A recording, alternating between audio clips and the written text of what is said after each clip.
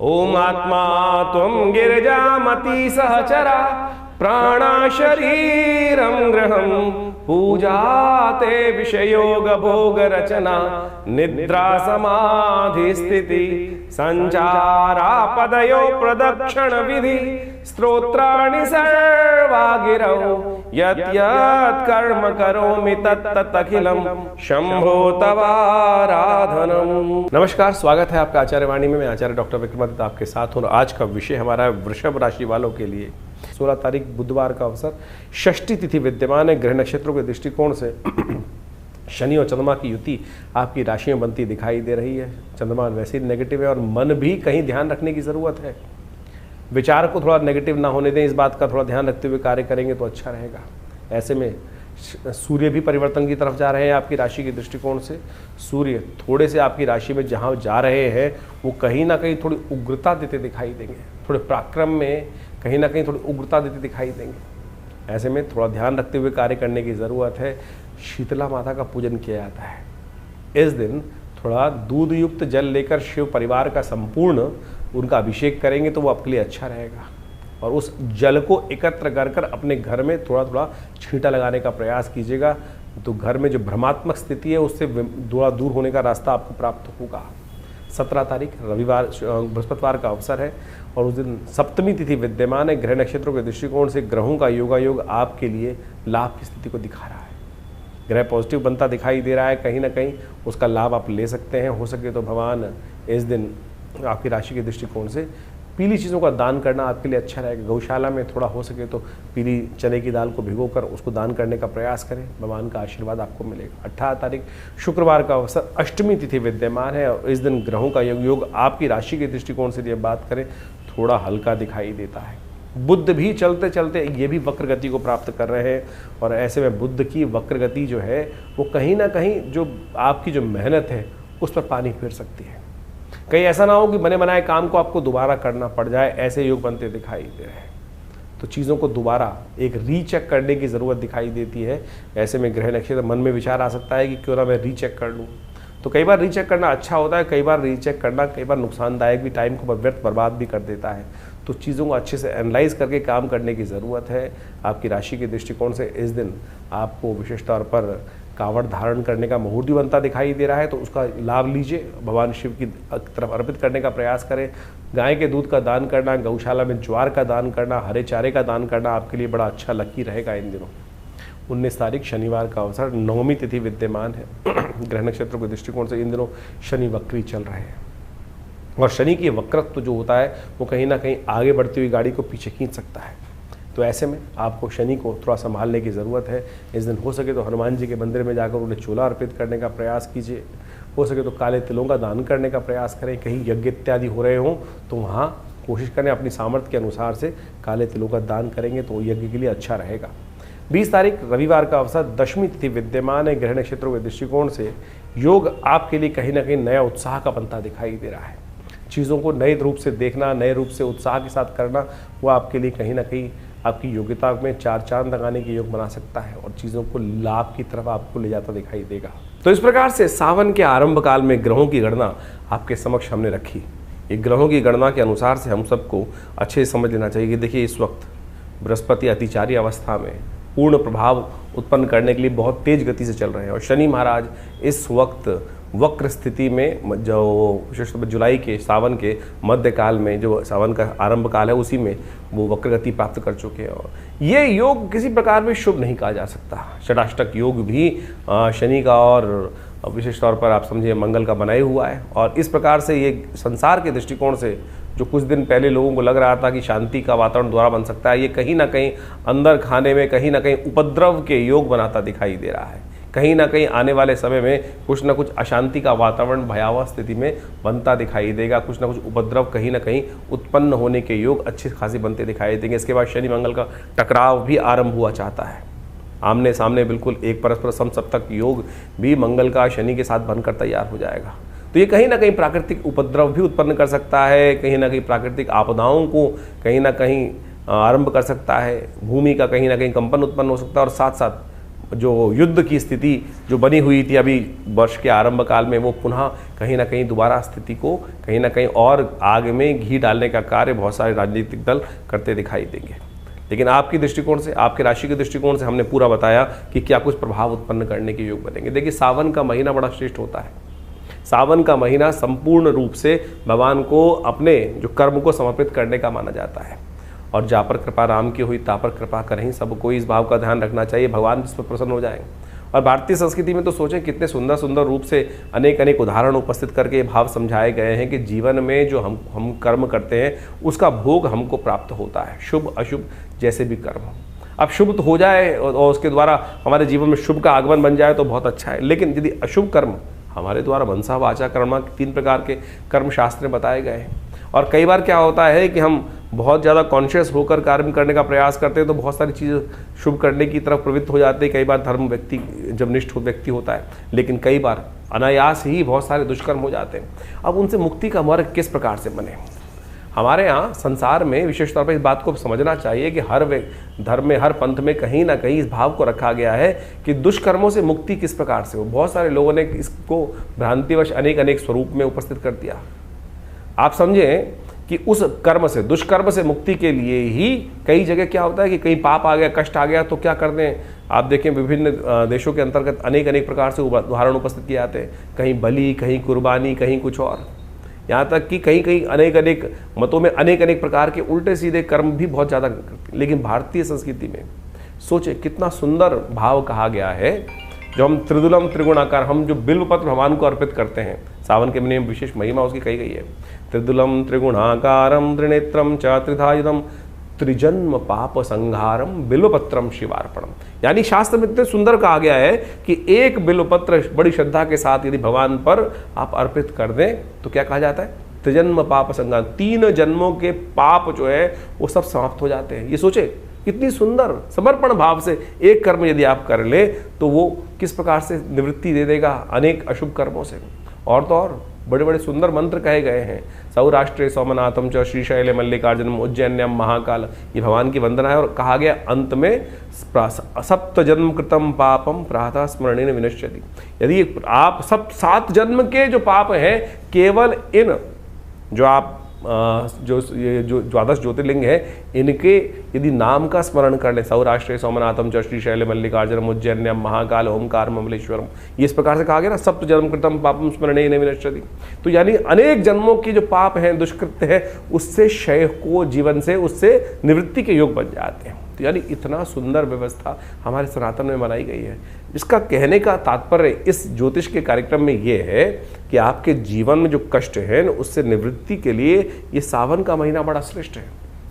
देव शयन हो जाता है, भगवान शंकर के हाथ में समस्त सत्ता आ जाती है। और ऐसे में यदि आप छोटे भी रूप में नित्यपति भगवान उनका सुंदर अभिषेक कर लें, एक बिल्वपत्र भगवान को अर्पित कर दें, तो आपके जो दुष्कर्म हैं उससे निवृत्ति का मार्ग बनेगा, शुभ कर्म का उदय होगा।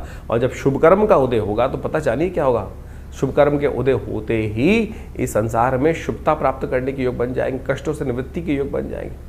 और अनेक प्रकार से आपके जीवन में जो कष्ट भोग रहे हैं उससे निवृत्ति का मार्ग बन जाएगा। इसलिए ये न के न प्रकारेण कैसे भी हो भगवान का सुंदर स्तवन इस सावन के महीने में अवश्य करने का प्रयास करें। विवेकानंद योगाश्रम में पूरे सावन के महीने पूरे 30 दिन नित्यपति भगवान का रुद्राभिषेक, दूध से, दही से, घी से, शहद से, अनेक अनेक औषधियों से, भस्म से, सब प्रकार से रुद्राष्टाध्यायी का पाठ करते हुए नित्यपति चल रहा है। आप भी उसमें सम्मिलित हों, कर्म करें, शुभ करें। देखिए क्या होगा, शुभ वातावरण बनाओगे ना तो अपने आप जीवन में शुभ का आगमन होता जाएगा। हमने वातावरण ही बड़ा विचित्र बना दिया है।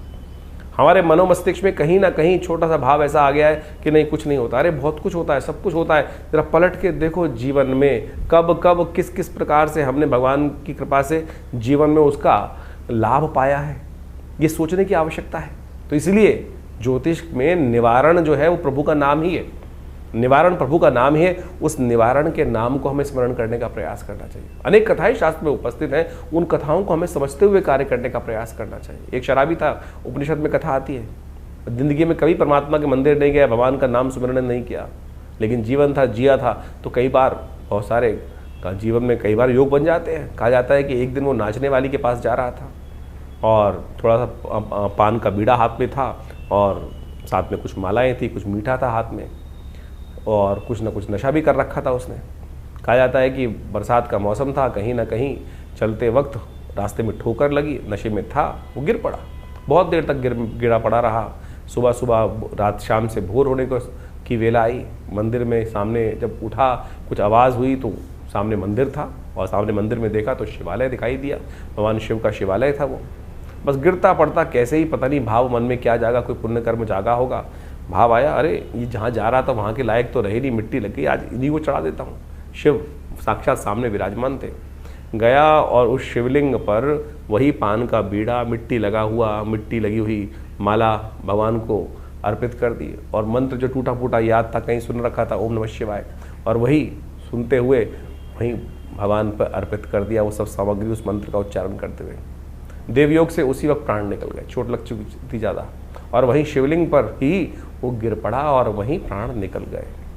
कालांतर में उसको यमराज के समक्ष उपस्थित किया गया और कहा गया कि यमराज महाराज, ये जीव आया है, लाइन में लगे हुए थे, नंबर आया तो पता चला चिरकाल तक इनको नरकादि लोकों में वास करना है, लेकिन एक बहुत सुंदर योग है, चित्रगुप्त ने बताया कि इनको 2.5 घड़ी का इंद्रासन प्राप्त हुआ है। 2.5 घड़ी का इंद्रासन, उस जीवात्मा की भी आंख खुल गई एकदम। उसको भी लगता था उसने कभी ज्ञानता में कोई शुभ कार्य में ज्ञान में किया ही नहीं था, जिंदगी भर कुछ गलत काम किए होते। मरने के बाद तो सबको ज्ञान होता है कि मैंने क्या किया क्या नहीं किया। ज्ञानवान जब जिंदा रहते हैं तब तो हमको होश ही नहीं रहता है हम जो कर रहे हैं वो शुभ है या अशुभ है, लेकिन आत्मा को तो सब कैलकुलेशन होकर पता चल रहा है ना, कहाँ जुड़ रहा है कहाँ नहीं जुड़ रहा। तो यही भाव उसकी आत्मा को जब जीवात्मा के रूप में वहाँ उपस्थित था तो कहा था हमने तो कुछ किया ही नहीं शुभ, तो हमको तो लाइन में जाना ही है, जहाँ जहाँ कड़ाई में डालोगे जो कुछ होगा, कुंभों में पड़ना है वो जाना ही है। लेकिन जैसे ही वहाँ एक भाव उत्पन्न हुआ कि 2.5 घड़ी का इंद्रासन, तो उसे पूछा गया, यमराज जी के समक्ष जब उपस्थित हुआ तो पूछा गया महाराज कहाँ जाओगे, नरक या पहले 2.5 घड़ी का इंद्रासन। उस जीवात्मा ने एक बड़ा विचित्र प्रश्न किया कि महाराज आज्ञा हो तो एक प्रश्न पूछना चाहता हूँ। धर्मराज जी ने कहा आप आज्ञा है, आप धर्मराज के समक्ष उपस्थित हैं, जो आप चाहेंगे उसका जवाब दिया जाएगा। बोले मेरी मति में मुझे ऐसा कोई कर्म याद नहीं जिससे मुझे ऐसा कोई शुभ हो कि मुझे 2.5 घड़ी का इंद्रासन का सुख प्राप्त होने का योग बना हो। तो धर्मराज ने कहा कि चित्रगुप्त जी बताएं इनको कौन सा कर्म इन्होंने ऐसा किया। तो कहा महाराज इन्होंने एक मरते वक्त अंतिम में सांस लेते हुए भगवान पर इस प्रकार से इस अवस्था में मनसः वाचा कर्मणा, तीनों रूप में इस संसार से निवृत्त होकर भगवान के श्री चरण में समर्पित होते हुए प्राण को त्यागे, और इस भाव से उन्होंने सब कुछ अपना संपूर्ण भगवान को समर्पण कर दिया। तो बताया गया भाई ये कर्म आपने किया है, इसी कारण से, इस छोटे से कर्म के कारण से आपको 2.5 घड़ी का इंद्रासन प्राप्त हुआ है। जीवात्मा में सुना और फिर पूछा यमराज ने, हाँ भाई कहाँ जाओगे बताओ। तो उन्होंने कहा महाराज मुझे इंद्रासन पहले चाहिए, और इंद्रासन के बाद फिर 2.5 घड़ी के भोगने के बाद कहा जाता है कि धर्मराज की आज्ञा से उनको उपस्थित किया गया इंद्र के समक्ष कि महाराज इंद्र, राजा देवराज इंद्र के समक्ष कि महाराज इनको धर्मराज की आज्ञा से 2.5 घड़ी का इंद्रासन प्राप्त हुआ है। और सत्य माने इंद्र वहाँ से उतरे जो उस वक्त स्थित पे थे। ये शास्त्रोक्त कथा है, उपनिषद में आई हुई कथा है, ये किसी की बनाई हुई कथा नहीं है। मेरी और आपकी मतियों को ठीक करने के लिए जो हमारे संसार में विशेष तौर पर मति अलग अलग प्रकार से हो जाती है, उन भ्रमों को ठीक करने के लिए कि संसार में हमारे ऋषियों के द्वारा एक कथा उपस्थित की गई है उपनिषदों के अंतर्गत। जब वो वहाँ उपस्थित हुआ 2.5 घड़ी का इंद्रासन के लिए उसका अभिषेक हुआ, संकल्प लिया गया, और पूरी तरह से राज्याभिषेक जिस प्रकार से होना चाहिए उस प्रकार से उनको वहाँ पूरी तरह से विधि विधान का पालन करते हुए, समस्त संस्कारों को करते हुए उनको 2.5 घड़ी का इंद्रासन के लिए, और जैसे ही वो इंद्र पद पर आसीन हुए वहीं नृत्य गंधर्वों का, अप्सराओं का आरंभ हुआ चाहता था। उन्होंने सब रोक दिया, बोले मैं इंद्र हूँ, रुको सब, ये कुछ नहीं होगा। और बोला जल लाओ। जल लाया गया और जल पे संकल्प लिया और कहा ये उच्चश्रवा घोड़ा शुक्राचार्य को दान करता हूँ, कामधेनु गाय वशिष्ठ को दान करता हूँ, समस्त निधियों को दान करना शुरू कर दिया। संसार जो भी स्वर्ग की उस इंद्र के साम्राज्य में जो जो निधियाँ थी संपूर्ण दान कर दी, और अंत में सिंहासन से उठकर नीचे आया और कहा मैं इस वक्त इंद्र, ये मेरा गोत्र, मैं आज इस समय समस्त त्रिलोकी का ये साम्राज्य जो है, स्वर्ग जो है, ये भगवान शंकर के श्री चरणों में अर्पित करता हूँ। और बोला चलो अब कहाँ लेके चलते हो, जहाँ नरक आदि लोग चल रहे हैं चलो।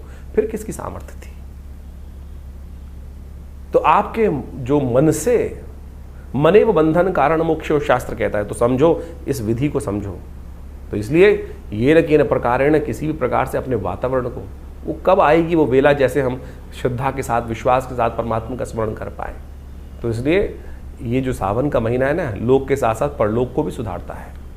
तो इसलिए सुंदर रूप से हम इस भाव को समझें और सावन के महीने में यथाउचित भाव से भगवान शंकर का सुंदर स्तवन जितना हो सकता है वो करने का प्रयास करें। जीवन में कल्याण का मार्ग बड़ी मुश्किल से मिलता है, बड़ी सुंदर से ये वेला आई है। आनंद भाव से परमात्मा का स्मरण करें और जैसा हमने आपको कहा, जहाँ भी आप हैं वहाँ पर बैठ के करें, करवाएं किसी रूप में।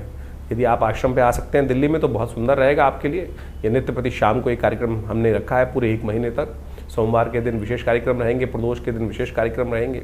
उन सबकी सूचना समय समय पर जो लोग आश्रम से जुड़े हुए हैं उनको उनके व्हाट्सएप के माध्यम से प्राप्त दे दी जाती है। और आपको भी यदि चाहिए तो आप इन नंबर्स पर अपने मैसेजेस को भेजकर वो समस्त सूचनाएं आश्रम से मांग सकते हैं और हमारी वेबसाइट पर विजिट कर सकते हैं।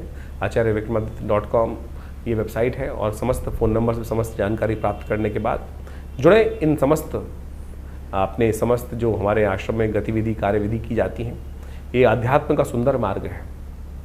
नित्य प्रति आश्रम पे 8 घंटे करीब यज्ञ रहता है। माँ भगवती का सुंदर श्री विग्रह विराजमान है जो 500 साल पुराना दिव्य श्री विग्रह है।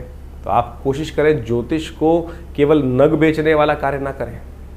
ज्योतिष एक ऐसा विषय है कि जिससे हमको सीधा रास्ता प्राप्त होता है, समर्पण भाव का ज्ञान हमें प्राप्त होने का रास्ता बन जाता है। आशा है आप इन समस्त सिद्धांतों को समझकर, अध्यात्म को समझकर ज्योतिष विज्ञान को भी अपने जीवन में स्थान देंगे और उनके विभिन्न जो पद्धतियां हैं, उपाय हैं, वो सब हम आपके समक्ष लगातार रखते रहते हैं।